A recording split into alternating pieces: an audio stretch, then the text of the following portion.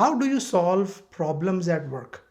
This is another frequently asked question in job interviews, and rightfully so, because in most jobs, you are required to do problem solving in some shape or form. So, by asking this question, the recruiter is basically trying to understand your ability as a problem solver. Questions like these are called behavioral questions, or in other words, these questions are designed to demonstrate your behaviors in certain situations.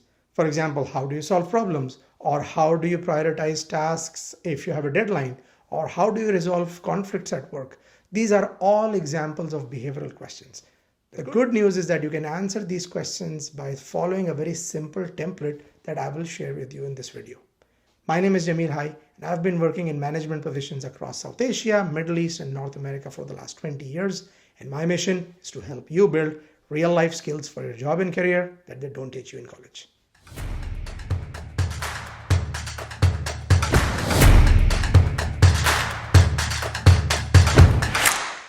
So the best way to answer these behavioral questions is to use a real life example from your past experience. Now, this could be an example from your previous job, or if you're a fresh graduate, it could be something that you did at your college or university.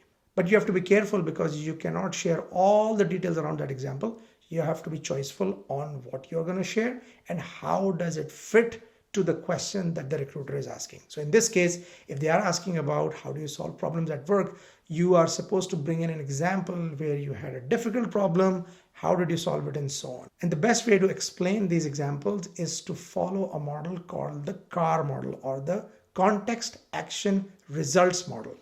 It's very similar to the STAR model, which I've explained in this video here. So let's try to understand what is this CAR model and how you can apply this to your example. So the first part of the CAR model is the C, which is context. Context is the section where you are going to explain the circumstances of your example. So if you are giving an example from your previous role, just try to explain how difficult the situation was, or what were you going through, what was the environment like, what was the culture in your previous company, and so on and so forth, which is relevant to your problem solving example, which is coming up later. The next section is A, which is the actions you took. So in this section, you need to explain what are the specific actions that you took to resolve this problem and how did you lead those. Now you have to be careful here because you might be sometimes explaining actions that you took as a part of a team, but then highlight the actions that you were directly responsible for, or the actions that you were driving, which could be getting work done out of others, but then try to explain your unique role in that situation. Once you have explained the context and the actions, the last part of the CAR model is the R, which is results. So as you took the actions that you explained in the A section, how did those actions result into positive results for your company or in your job in some shape or form? In this section, as much as possible, try to relate to some of the key performance indicators of your job. So for example, if you are a project manager, then you can talk about that the project was completed on time, or the delays went down, or things like that. If you are giving a supply chain example, then try to refer to certain KPIs like customer service, fill rates, and those kind of things. The advantage of using these KPIs is that you can explain the from and the to state. So as you narrate the story around the context, action, and results, you can then also link it to certain tangible KPIs by saying things like, okay, as I did this action, the customer service went from 95% to 98%, or the order processing time went down from 5 minutes to 2.5 minutes, things like that. So by sharing these KPIs, you can make it very tangible for the recruiter, and he or she can visualize how you improved these results and what was the real benefit to the company. So now let's use a real life example to demonstrate how this CAR model works in order to answer the question around how do you solve problems at work. So in this case, the candidate is applying for a project management job. So let's first start with the context. So in this case, I was the project manager for software development in my previous company. And despite very good planning in the initial phases, the project was constantly getting delayed in the implementation phase. There was a lot of noise around the delays happening, and the stakeholders and the senior leadership was absolutely unhappy.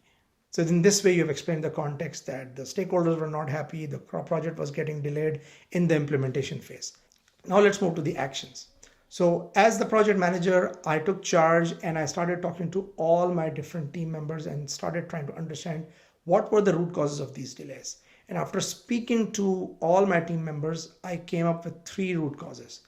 Number one was the inadequate skill set of some of the technical team members, and they were not able to fully understand how to solve some of the technical challenges. The second problem was unclear requirements. So a lot of project requirements were not very clear, and there was a lot of ambiguity around what exactly are we supposed to implement. And the third root cause was the over allocation of resources, because the same people who were working on my project were also involved in a number of other projects. So there was a clear conflict of priorities. And in a lot of cases, my project team members were not able to give the adequate amount of time to this project. In order to solve these three problems, here are the actions I took. For the inadequate skill set problem, I organized some trainings with the help of HR and some external consultants to make sure that my team members who did not have the right levels of technical skills were upskilled and they were able to understand the technical challenges of the project and were able to upskill themselves. For the second problem, which was the unclarity around the expectations, I had a session with the stakeholders to define more closely what were the requirements. And the way I did that was we actually took some initial designs of the solution and we went step by step into all the details. And as we thrashed those details out, a lot of the ambiguity and confusion around the expectations got clarified. The third problem, which was around the allocation of resources to this project and some of the other projects, and which was creating some lack of prioritization of clarity, what I did was I took my project plan and then I worked with the other project manager on the other projects to see where were the key tension points on the timelines in terms of resources, and were there any kind of time windows where I could utilize my resources more, where they were probably not fully utilized on the other projects. So I did that kind of resource mapping with the help of other project managers that helped us resolve some of the tensions around those conflicting priorities. So this is a good summary of the actions because it shows your ability to take charge, talk to stakeholders, identify the root causes, and solve them. Now let's move to the results part. So as a result of all these actions, we were able to minimize any further delays on the project, and it also helped me build my relationship very strongly with some of the other project managers, stakeholders, and so on. And we were able to then deliver the project without any further delays. And because of the relationships I had built as a part of this exercise, I was nominated to become the project manager of another new project, which was starting right after this one. So in this case, you have not only explained the business results, which is the project got delivered without any further delays, but you also explained how this helped you as a project manager in your journey in that organization.